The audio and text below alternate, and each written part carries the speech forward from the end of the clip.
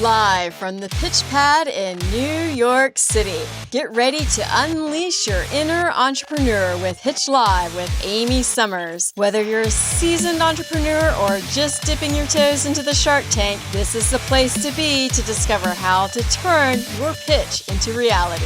Fasten your seatbelts, pitch stars, because the spotlight is on you and we are about to make success happen. On this episode of Pitch Live, do I like people to like me? Sure I do. Do I need them to like me? No, I don't. I think the job of a leader is not to do everything that everybody wants. As one of my bosses said to me as a piece of feedback, you're not running a democracy here. You're the boss. I've had to fire people, and that's never pleasant. And I've even had a few of the people that I separated from companies years later come back and say, it was the best thing that ever happened to me. And it was really a good thing for me in hindsight. Get ready for Pitch Live in 3, 2, 1. Welcome to Pitch Live. I'm your host, Amy Summers, founder and president of Pitch Publicity and Inisi Vox. I'm also a hardworking entrepreneur who is passionate about helping you reach success in any area of your life. And I know that is possible after decades of experience in perfecting the pitch and enhancing communication skills, which is why I'm here today and joined by Angela Buonocore, who I first crossed paths with here in New York City, where we were both serving on boards for the College of Journalism and Communications at the University of Florida here in New York. And from the moment I met her, I knew I wanted to learn from her. She was the one connecting people and directing traffic and filling all the room with a bunch of energy. And honestly, she just really kind of reminded me of myself. And I remember thinking, that's exactly who I want to be at her stage, active, engaged, making success happen, MSH, like she does. So Angela and I quickly became friends. So welcome, Angela. Thank you. Glad to be here. And I also consider you my mentor, which is why I'm so happy to have you on this season with the launch of my book. I've leaned into Angela's wisdom on a lot of complicated business and client issues. She's always been a lifeline for me. She's supported me in my career in countless ways. And we've even served on the board for the Student Press Law Center together, an opportunity that she opened for me. She's also been part of our Inisi Vox Elephant in the Room series that we did on the topic of racism in the newsroom, and she expertly moderated that. So if you want to go back and watch that, you can certainly check that out. Professionally, Angela is a powerhouse. She's spent 36 years in corporate communications at some of the world's biggest companies, GE, IBM, PepsiCo, and ITT, ultimately serving as Chief Communications Officer in her last 3 roles before retiring as Senior Vice President and Chief Communications Officer at Xylem. She holds a degree in advertising from the University of Florida, where she was inducted into the College of Journalism and Communications Hall of Fame in 2007. And during her career, Angela has launched brands, led award-winning campaigns, and mentored top communications talent. She's also been named a Woman of Power and Influence by the National Organization of Women's New York chapter and recognized by PR Week as a top PR professional and honored internationally as a leading Italian-American executive. Angela has a very special place in my heart, which is why I knew I just had to have her on. And she's a true leader and mentor and has impacted my life, and I'm certain many, many lives. So I know you're going to take away so much from her wisdom today. Welcome, Angela. I'm so excited to have you on. Thanks again. I'm really thrilled to be here, especially after that big wind-up. I know. Well, it was a big wind-up, and I did share a lot of information from your bio, but I'm doing something special this season called Behind the Bio series, and I would love for you to just share with the audience something that's not on your bio that you think people should know about you. That's an interesting question. Let's see. That's not on my bio that people should know about me.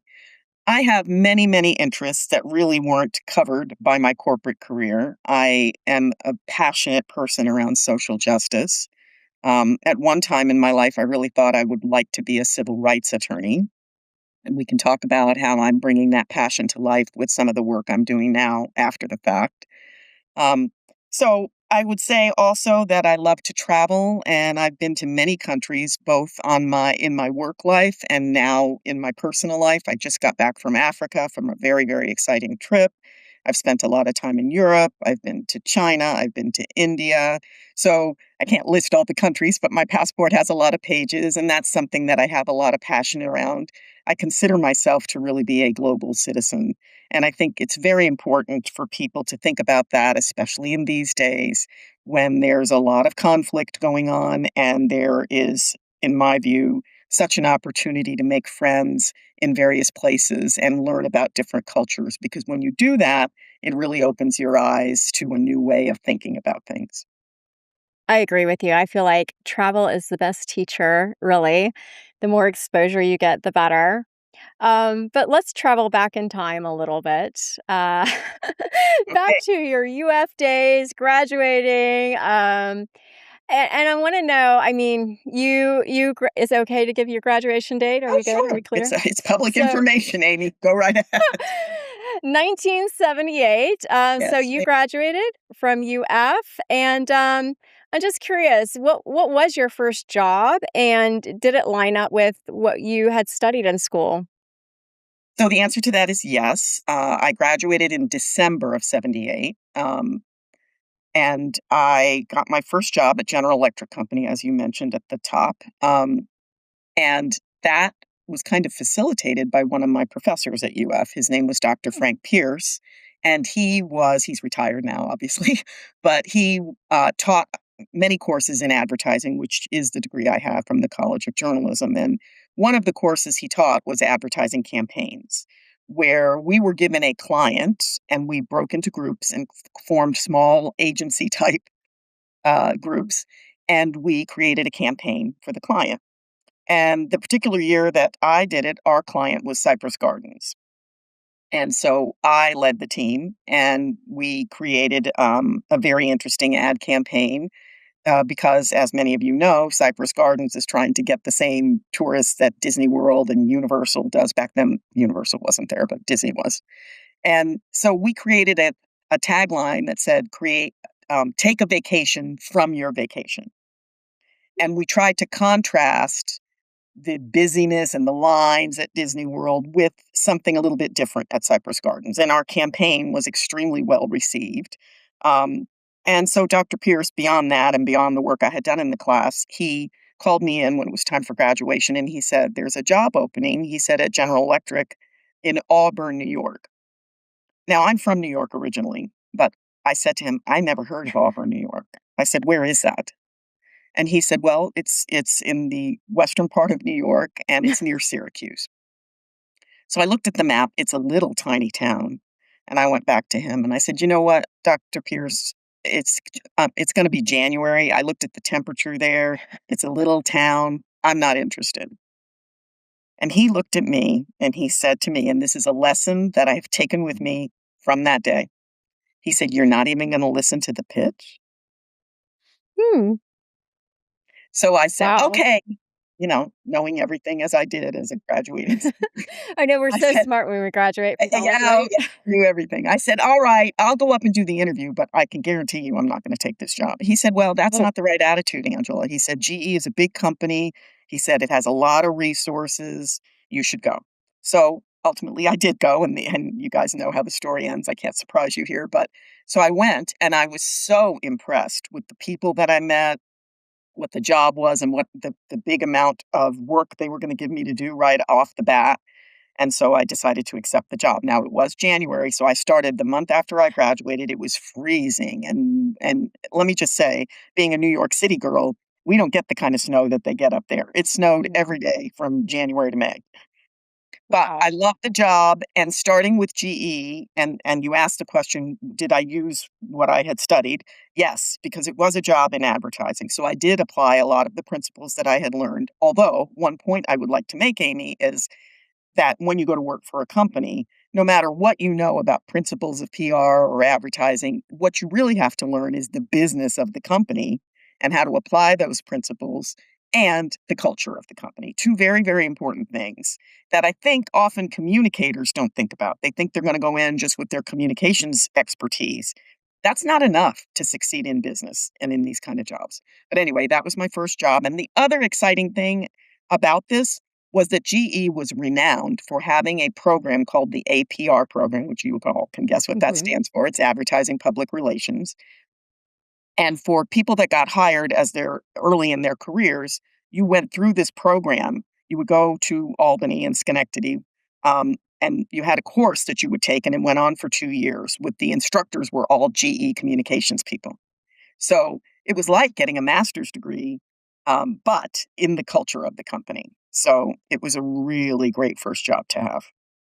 Well, I have to ask you because I mean, I didn't know you back then, but I know you now. And I know you and I are a lot alike. We're very headstrong when we make a decision about something. So I can just picture you telling this professor, I will go up there. I'm definitely not going to take That's this what I job. said. Do you remember what their pitch was to you that was so convincing that changed your mind? Do you remember what it Yes. was that really struck you that you Yes. said, okay, I'll give this a chance? Yes, and it was some of what I already said. The fact that they had this APR program that was going to give me so much more information about marketing, because I had studied advertising, but back when I did, and I really don't know what the curriculum is now, I haven't looked at it recently. Um, we didn't do a lot of in-depth marketing classes, even though I took a couple.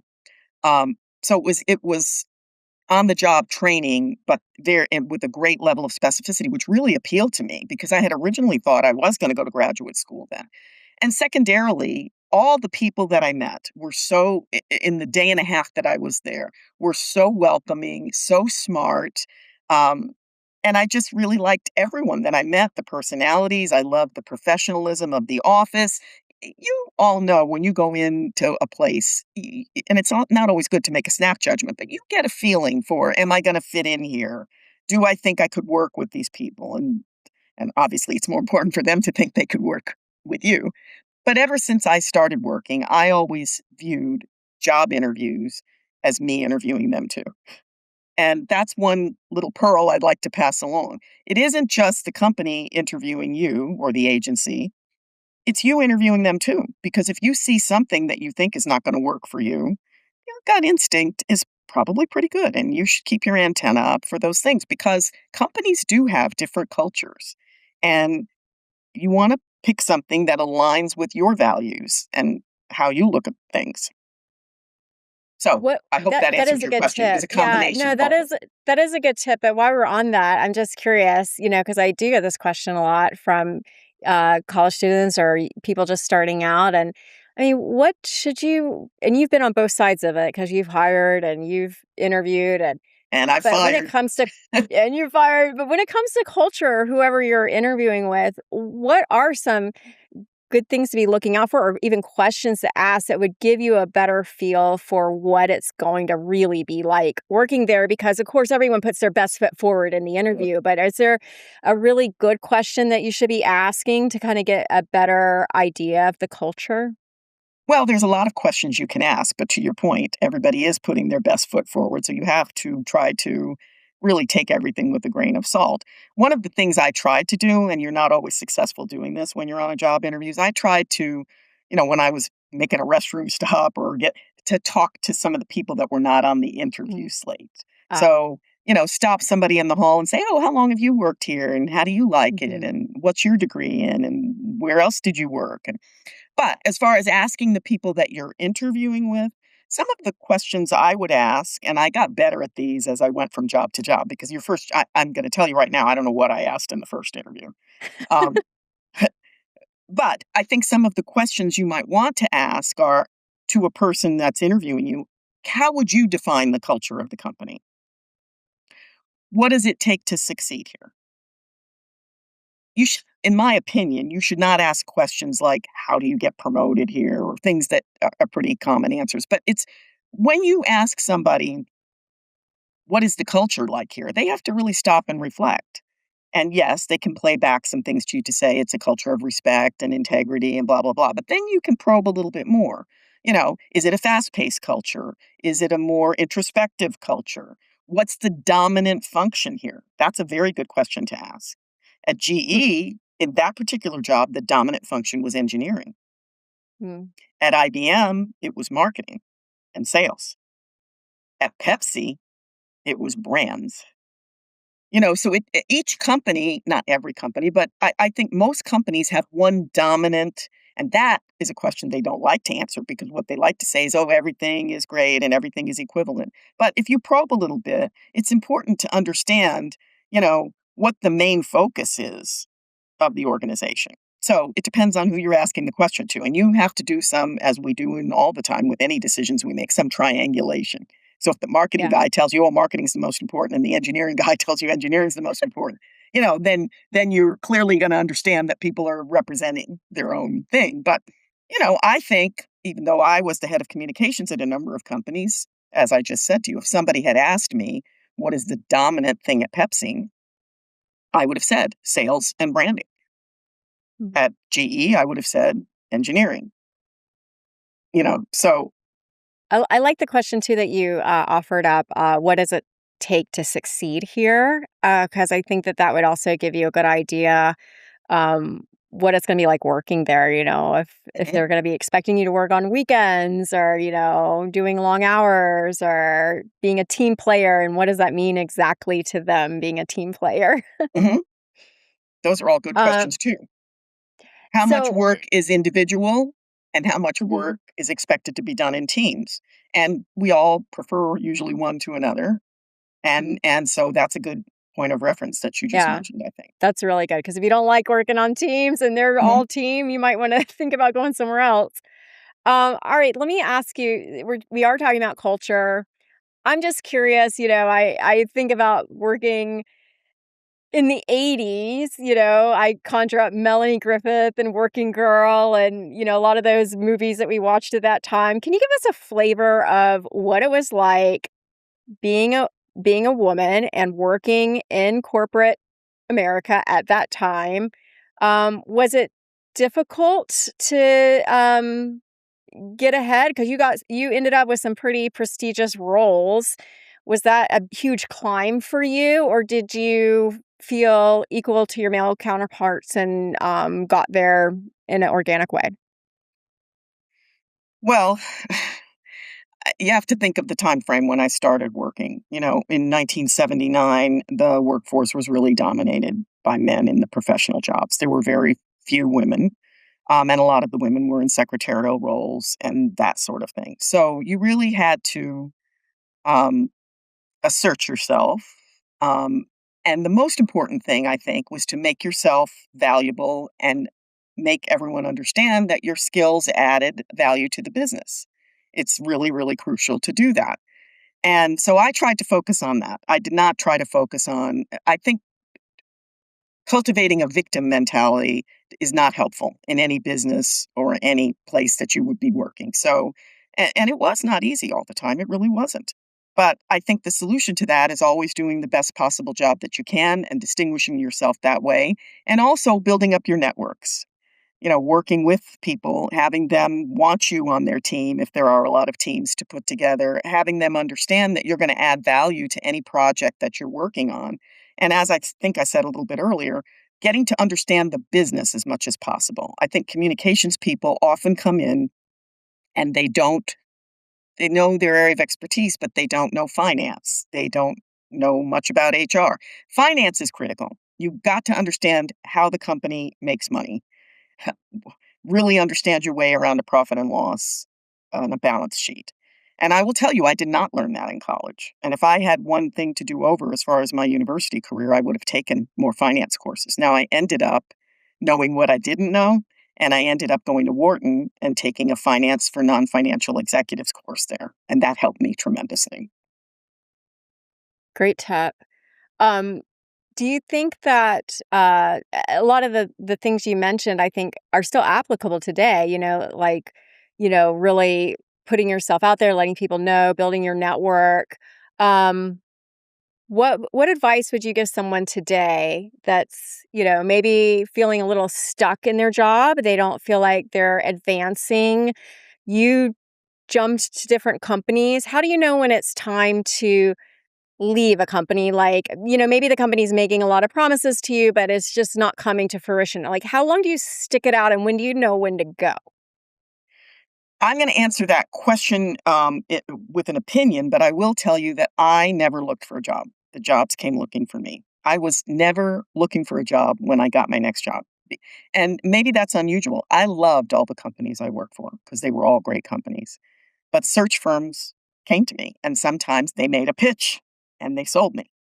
So, and obviously, you want your salary to continue growing and your level to continue growing. So, one thing I would say is if you're in a company and you feel like you're stagnating, you've been in the same job for whatever that period of time that makes you feel like it's Groundhog Day, then you always want to be expanding intellectually and growing. And if you feel that you're not doing that, to me, that would be the time to start looking. That didn't happen to me because, first of all, I was in large companies that had lots of opportunities. In IBM, I think I moved every 18 months and got a new job every 18 months. I went back and looked over my resume in preparation for this call, and I said, God, I really had a lot of jobs there. I was there 11 years, but I had 7 jobs in 11 years, and each one was a higher level. So I didn't ever feel that stifled feeling. But I think if you do, it is time to search. But you also have to keep in mind what is the job market like then? And you can always be networking. And when you network properly, sometimes things come to you. You bring up a good point, especially about IBM and the different roles that you had. Some people are at companies like that where they'll tell me like, I don't know anybody on this floor or I don't know anyone in this department. When you're at a very large agency or company, how do you make yourself known in other groups or in other departments so that you're seen and so maybe if an opportunity does come up, you're thought of first? Yeah, again, it comes back to networking. You have to do the work. If people aren't seeking you out, you have to seek them out. So why don't you invite people from other departments to have a coffee with you and ask them what they're working on, what they're doing? Why don't you ask your boss if you can make a presentation about something that you're working on to one of the other departments? There's a lot of different ways, and it depends on the size of the company. In a small company, I think people do all know each other, but in very large companies, they don't. And a lot of times you have to ask. I'm not a shy person, as you know, Amy, and I think I've always asked for things. Another thing that I always did, and you have to decide whether this impacts your work life balance or things you have going on in your personal life. I never said, I don't want to take on something.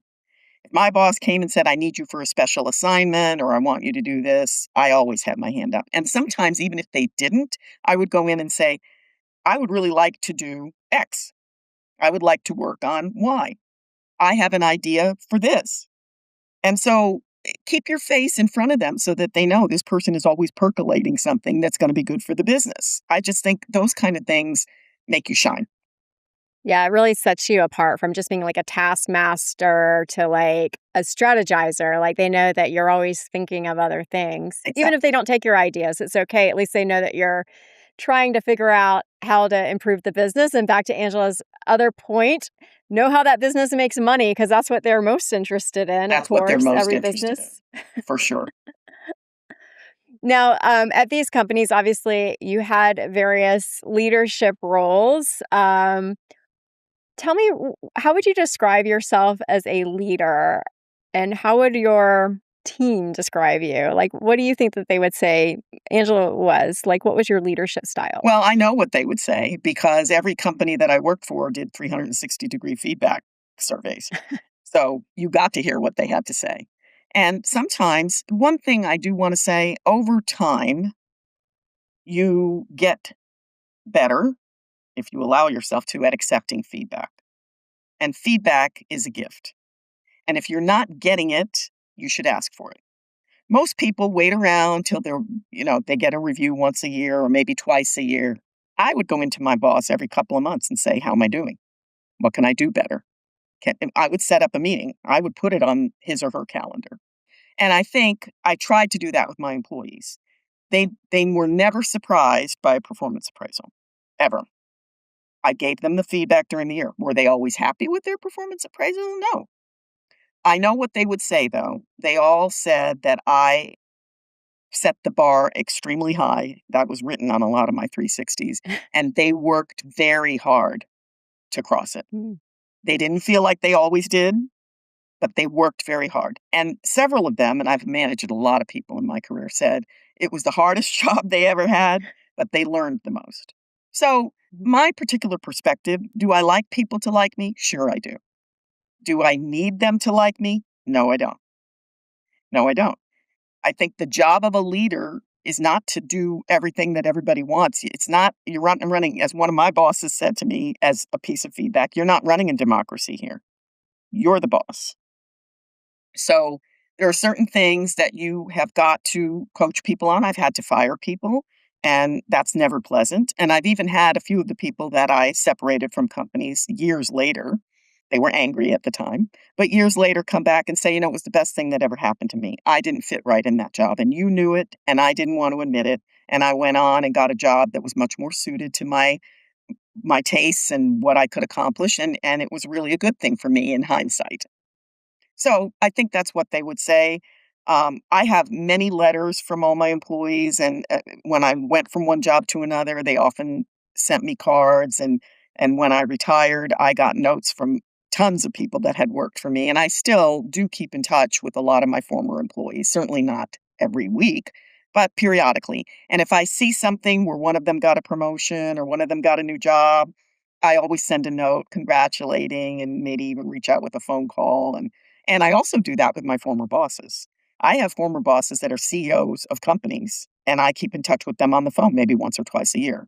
So it's always That's nice. I'm not amazing. looking for Yeah. any new jobs now. I'm retired. But the point is, uh, whether you're looking for something or not, it's a relationship that you have with that person. You never know when they're going to be able to help you or you're going to be able to help them. I like that you've cultivated these relationships and you've kept them. I wanna go back to something that you said because I think it's an important point, especially during this time, and that is, you mentioned that a lot of your former employees said it was a really hard job, but it made them better later, and that's always that, perspective of later. But when somebody is in their role and it is hard, or maybe they have a boss that's really kind of hard on them or pushing them and it feels uncomfortable, I've noticed that many young professionals, they give up like really soon these days. Like most people, back certainly in your time and in my time, like they push, you push through those times. Now, I don't know if it's kind of a more of a disposable society we live in where it just seems like there's opportunities everywhere and you don't have to stay. But it just doesn't seem like people stick through it. I'm not saying everybody, but a lot of people just they don't stick through it. And I would love to hear your advice on if you are in a role and it seems challenging or your boss seems a little, challenging or harder to work with, when do you stick it out? How long? And when do you kind of call it like, okay, this is not for me? Because you mentioned some of your employees were like, hey, I'm glad we parted ways because it In really wasn't for hindsight, me. in hindsight, Yes, in hindsight. um, that's a really tough question to answer, Amy. I'll try, but it's hard to make a blanket generalization on anything like that because it depends on the person's personality. Are they going home every night crying? I mean, are they so uncomfortable and unhappy? Are they just feeling like they're being stretched? And is that something that they need a little help with? So, should they go solicit some help? Should they go sit with their boss and say, look, this is really difficult, and I don't know what I'm doing that you don't like or that's not working. Can you help me sort through that? Um, I think it depends on the individual. I really do. I think, remember what I said about the gift of feedback. You have to ask for it sometimes. Let's face it, giving feedback is not always the most pleasant thing. And a lot of bosses don't like to do it. They do it once a year when they're supposed to do an annual review, and then you'd have no idea where you stand with them. No idea. And that is wrong because I think employees should ask for the feedback. And if your boss says to you, look, your writing skills are really not where they should be, what would be the answer to that? Well, then go take a course, go get some help. Your business skills are not where they should be. Well, like I said, go take a course on finance, go take a course in accounting, go sit with somebody in the finance department and ask some questions and work your way through it. And, there's a lot of, it depends what the criticism is. If the criticism is you're not a team player, then you got to think about that, because back to what we talked about before, some people do great work as individual contributors, but they just are not team players. It's kind of what's the difference between an introvert and extrovert sometimes. Right. Going back to IBM, we had a whole group that worked at, and still there at the Thomas Watson Research Center. These were the people that won Nobel Prizes, and they did not like to manage people in general.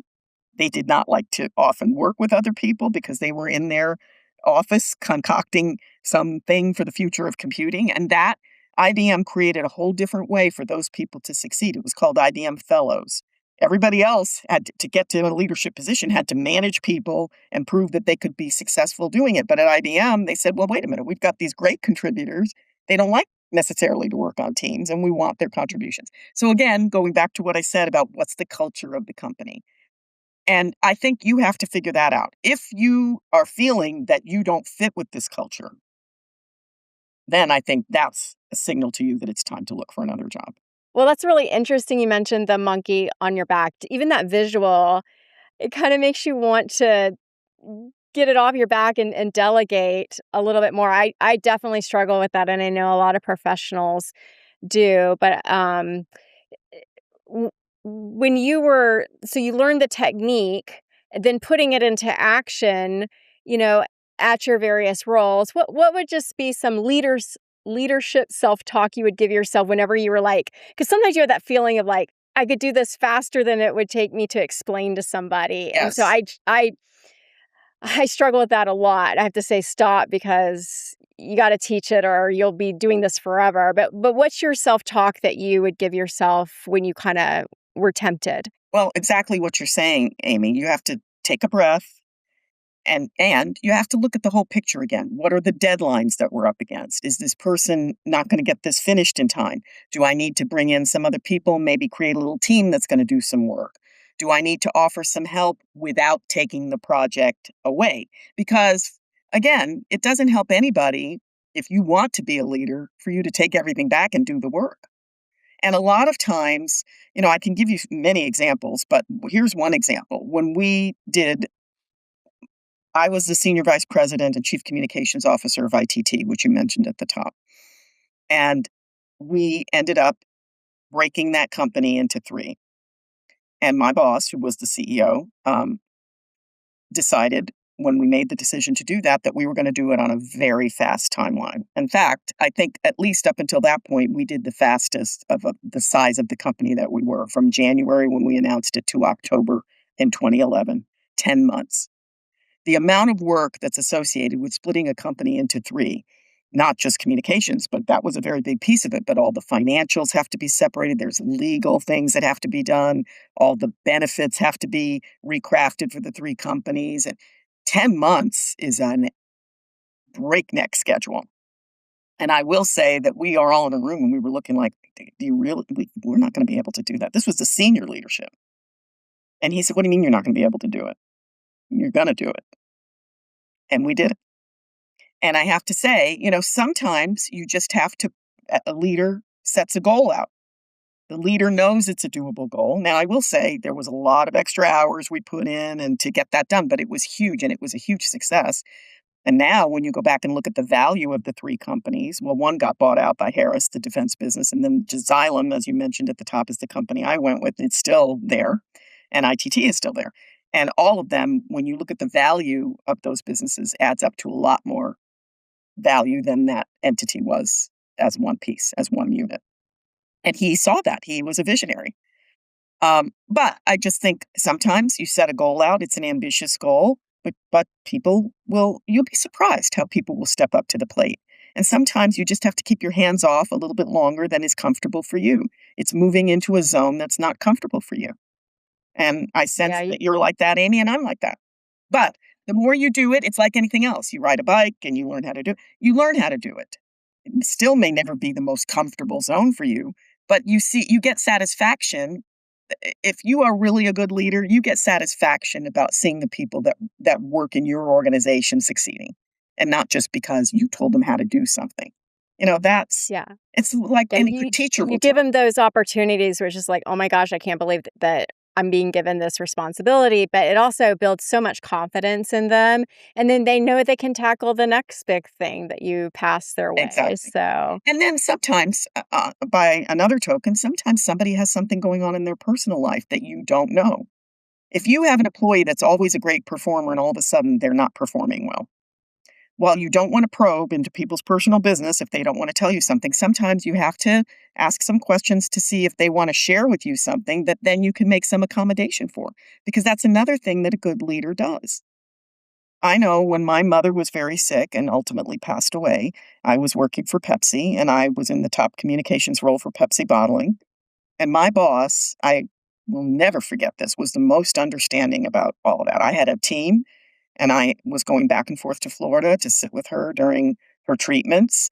And I would go down Friday night and come back Tuesday morning so I could stay with her. And that put pressure on my team also. Nobody complained. Everybody was so supportive. My boss was so supportive. And those are the things that you remember and make you want to go the extra mile for somebody when they go the extra mile for you. You all know that in your personal life too. That's what your friends do. being human at work. Now, I know that you have mentored so many people, but coming up in your career, uh, care to share any people that you consider a mentor to you and maybe that you still stay in touch with? Yes, Who sure. mentored you? Who opened doors for Angela? I have to say, once again, I feel very fortunate and lucky that in my career I had many mentors. And I had many women that were my mentors. And then also, I had several CEOs that were my mentors. So, starting with when I first got hired at GE, the person that hired me, um, she was also a University of Florida graduate. And that was how she called Dr. Pierce and said, I'd love to get a University of Florida graduate for this job. And he said, I'm going to send you my best student. And Who so was that? Can you Donna share? Prillaman was her name then she got married, and I don't remember her married name, but in any case, she ended up leaving and she left GE a couple of years after I got there, and I'm trying to remember the company. It's like 1979, so I'm sorry. Gator Connection. Look at that. Yeah, so that was a great connection, and she was very supportive, and then when she left, I got a new boss, and he was a longtime GE, person, Buford Barr, and I have kept in touch with him for many, many years. He's now a professor out in California, and in fact, he invited me to speak to his class, and I haven't talked to him in the past year or two, but we kept in touch, and he was a great boss. So then, when I went to IBM, I had many mentors. I mean, all great people.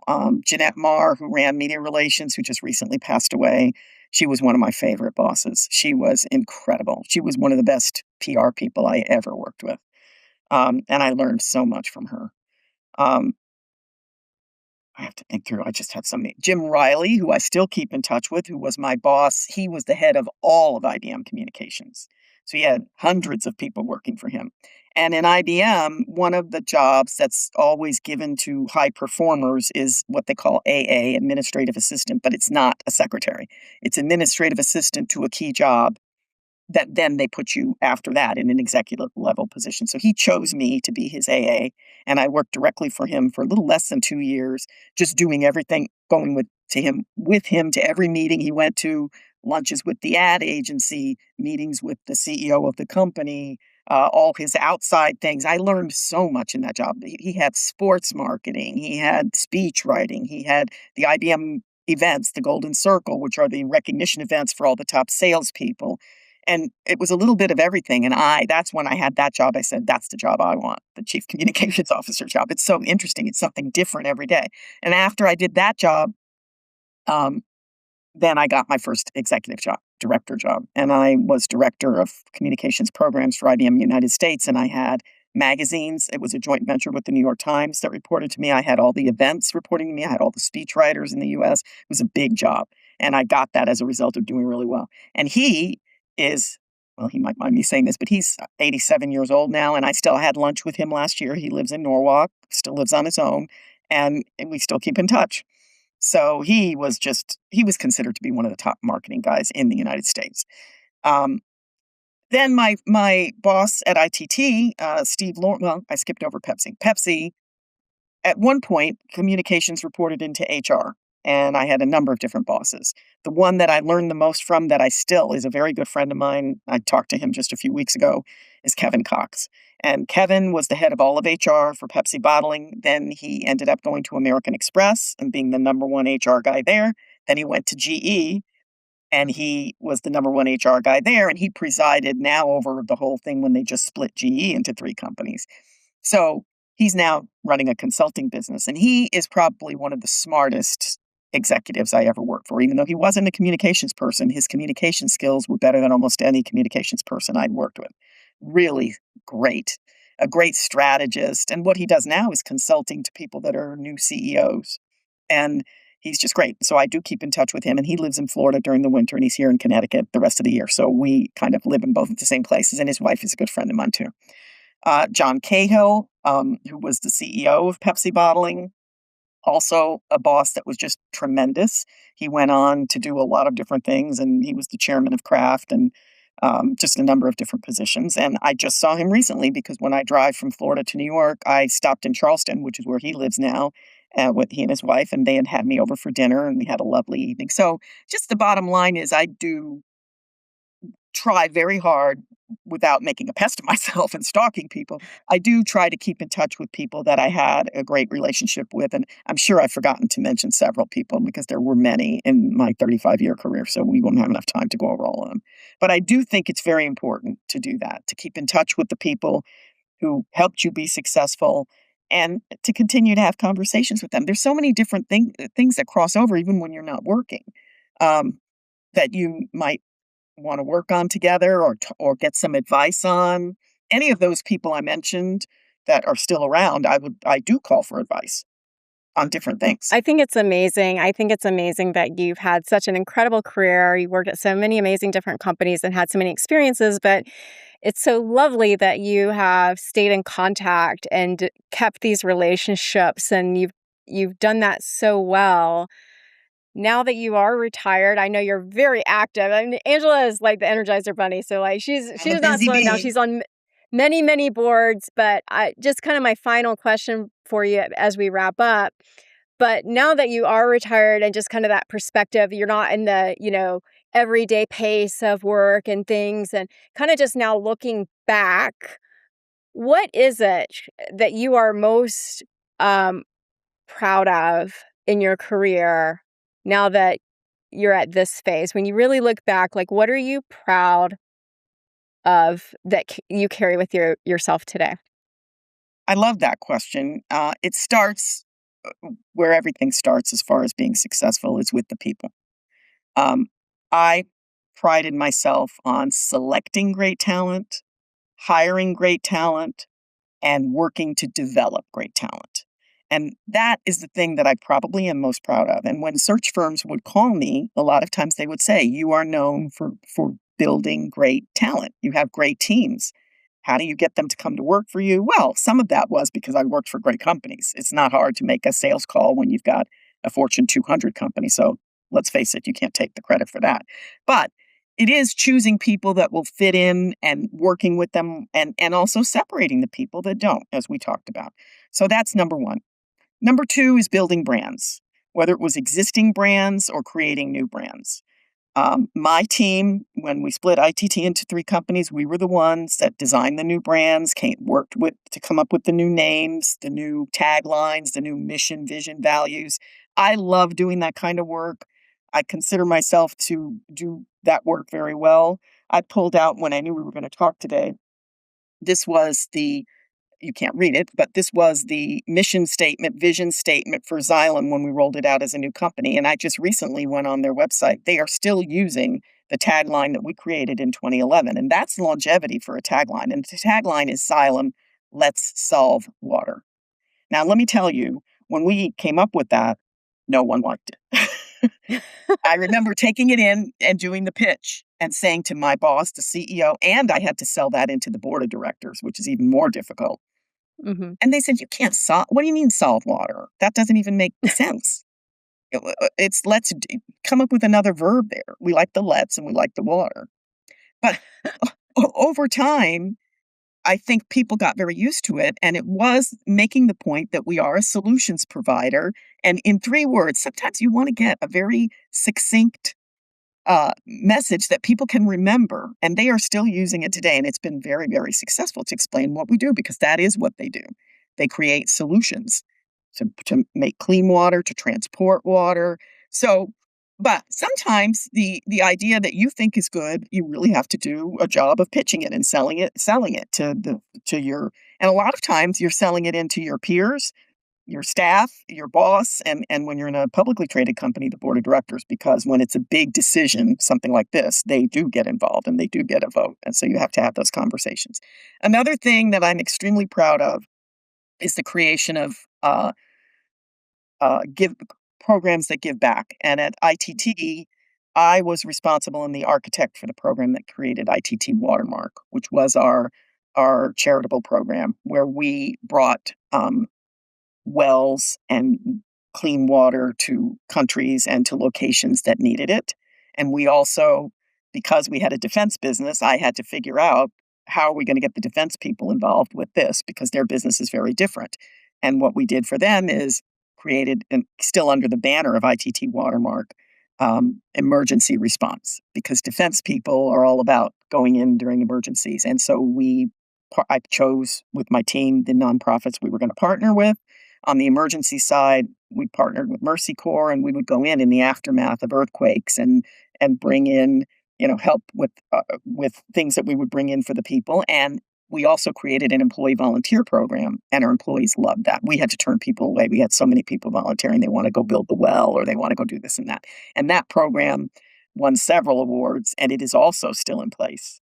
So it's evolved over time. They're doing a lot more with it now, but it was a big project to get that designed, to get it sold in, to pick the partners, and I am still extremely, extremely proud of that. We won an award from the Committee Encouraging Corporate Philanthropy as the best corporate program a couple of years after we launched it. It's That's just a amazing. few Well, things. yeah, I mean, what a rich career. Thank you so much for joining us today and sharing some of your wisdom and insights. I know you've inspired so many people with your career journey, and you're going to continue to do so because I know you're working on so many boards as well and helping them with their messaging and branding and charities. So thank you so much, Angela, for joining us today. Well, you're welcome. And that may be one last piece of advice as I as I head out. I think when you're young in your career, you don't think about all these things, but it's never too early to start thinking about what do you want to do after your career. And it's important, I think, to start maybe volunteering for some things and working on some things, as we talked about early in this conversation. I have a passion around social justice. I also have a passion around freedom of speech. So a couple of the boards I work on have those as their major objectives. And so if you I didn't do any of this work while I was employed because it does require you to give a lot of yourself. But I think if you have an interest, it's always nice to figure out a way that you can give back. And if someone wants you for that kind of a board, you also make great contacts and great networking. It serves a lot of purposes. And I think it's important to think about what do you have a passion around? Hopefully, whatever you have a passion around is whatever you're working in. But it's nice to think about those sorts of things that you could do that can round you out a little bit more. I like that. Start exploring your passions by giving back and donating your time to some charitable groups and like Angela, have a well-rounded career in life. Thank you, Angela, so Thanks much for having me. for It was a lot joining of fun. us. And I want to encourage everyone to share this episode so we can get more people exposed to Angela's wisdom. And also, thank you for joining us here at Pitch Live with Amy Summers. Be sure to hit the subscribe button and give us a rating or review. Your feedback will help us plan future episodes. I hope you were inspired today to get out there, advocate for yourself, make a pitch on something.